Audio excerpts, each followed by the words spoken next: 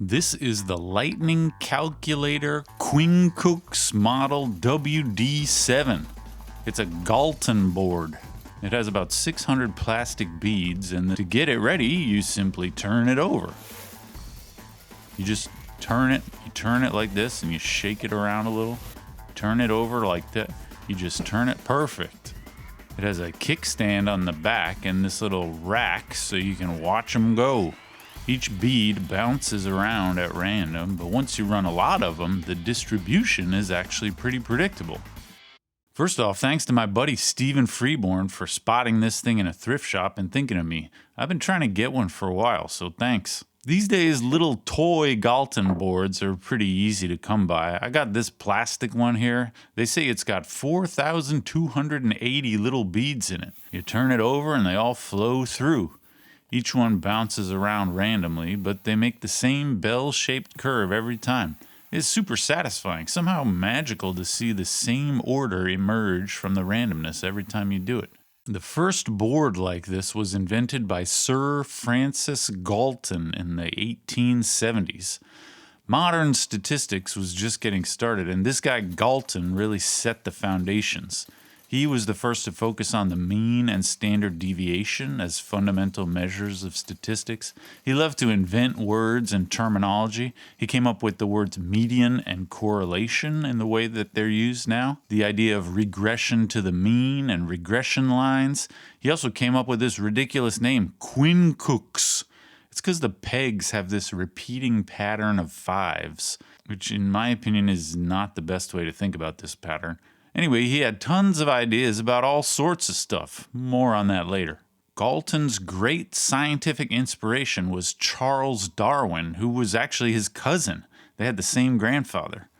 Darwin's work sparked Galton's interest in randomness. But how can a scientist study random events at scale? I guess you could flip coins over and over and somehow write down the results and plot them in a big chart. But this is pretty painful, all of it. Generating the randomness, first of all, but then recording and visualizing the result is all a hassle. The Galton board is an amazingly elegant solution to all of this. Every time you do it, you're basically running thousands of trials of a random process. It's like doing 20,000 coin flips in just a few seconds. And when you want to analyze the distribution of the answers, you don't even have to draw the chart. The bell curve is just right there. The whole thing is like a little factory for generating randomness and automatically visualizing the results in a histogram. It's really remarkable. Galton's original board was a lot like this little one. He would dump lead-shot pellets into the top, and they would settle into these tracks on the bottom.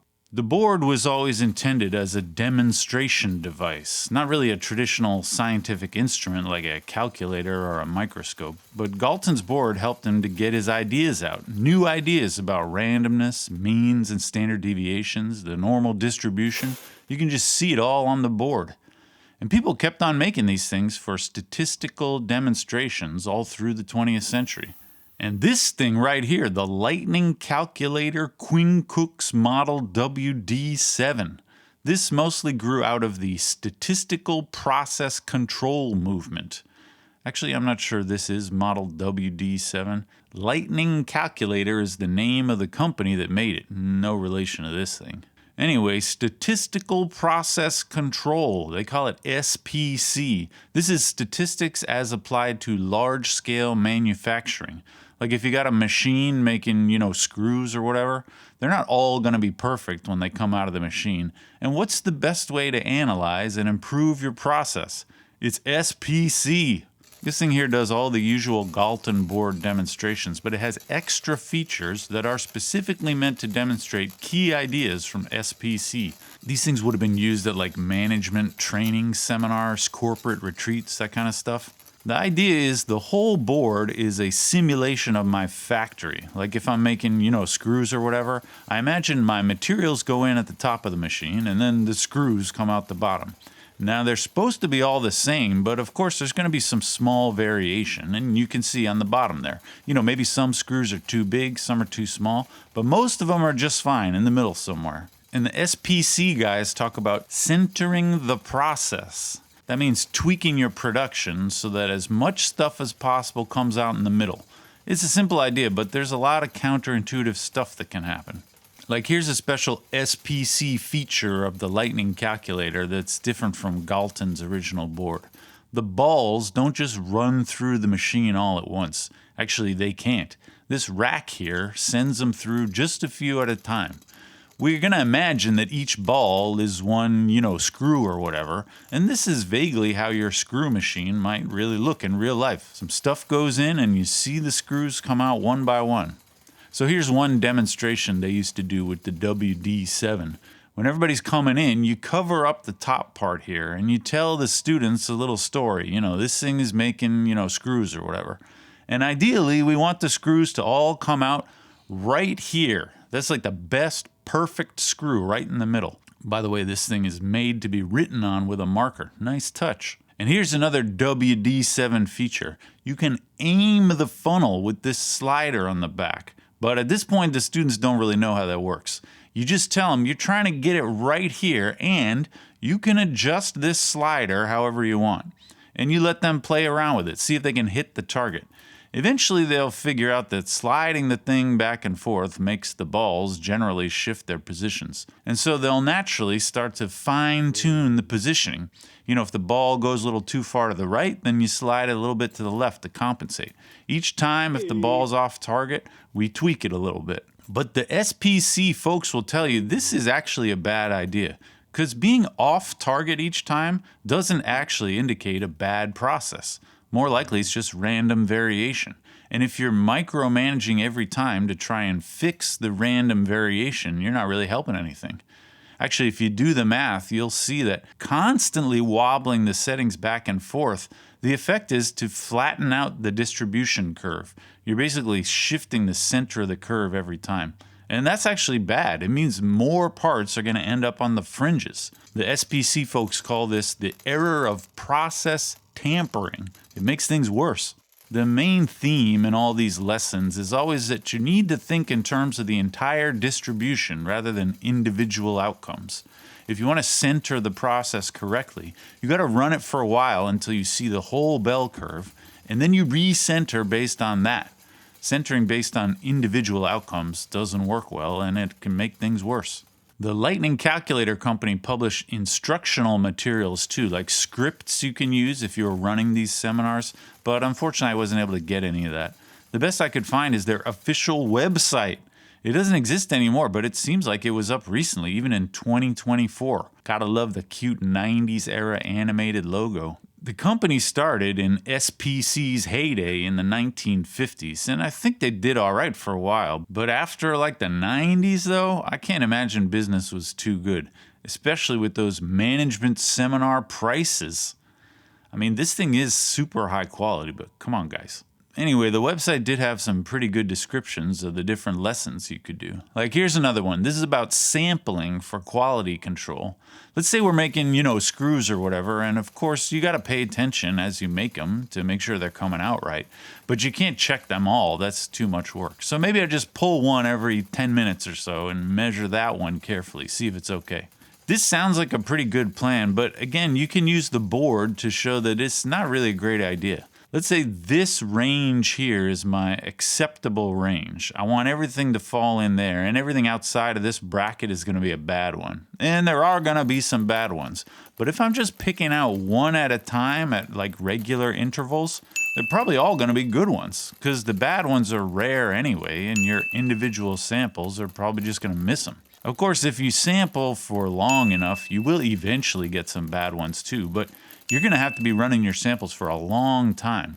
Again, the main lesson is you shouldn't really look at individual outcomes. You're better off just taking a giant sample all at once and checking that distribution in detail. Dealing with random effects is weird and counterintuitive, and to me the board does do a good job of illuminating some of that weirdness. We got a few more cute features here. First of all, you can swap out the pegs here. These pegs that I'm using, it's got 10 rows of pegs in this triangular pattern, or the Quincunx. So each ball is going through 10 different random left-right choices. So it's going to bounce anywhere up to 10 positions to the left or to the right. But we also get this one, which has only 6 rows of offset pegs, and then all the rest are straight down. That means the balls only get 6 bounces and then they fall straight after that. The effect is that there's just less variation for the balls. Basically, this one gives you a more spread out distribution and this one is tighter. You can carry the spare pegboard in this little sleeve inside the full-sized fake leather original carrying case.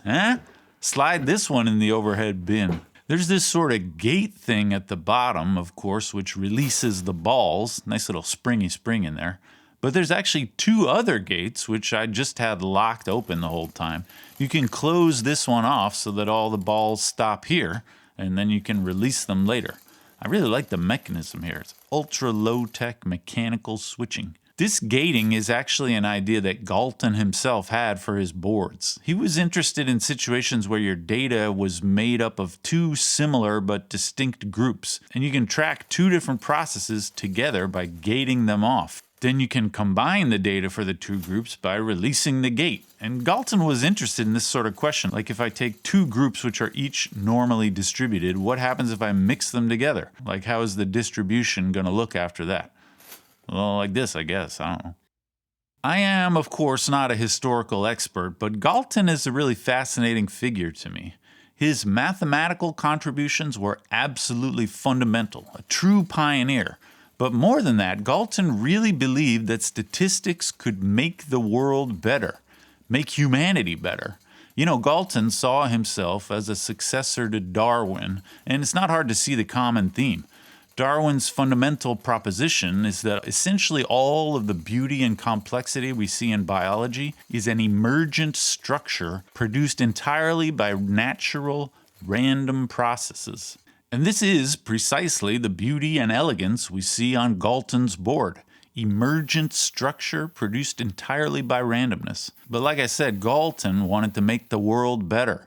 He immediately started applying his statistical methods to address human social problems.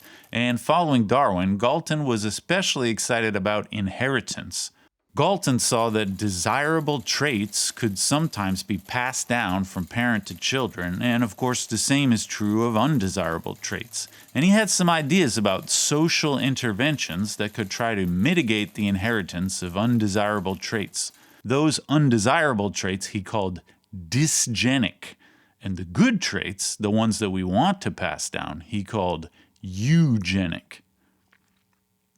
This was Galton's grand vision for making humanity better. Populations carrying eugenic traits should be elevated by our society and encouraged to reproduce more, and groups carrying dysgenic traits should be culturally sidelined and either discouraged or even prevented from reproducing. Galton's writings were a big hit. They birthed a movement, and by the 1920s, eugenics had become a mainstream academic discipline at universities across Europe and the United States. And the movement really did start to change society.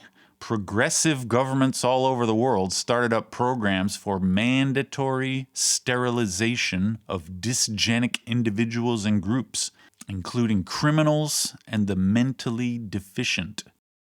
The movement reached its apex when it went to Germany, and you probably know the rest.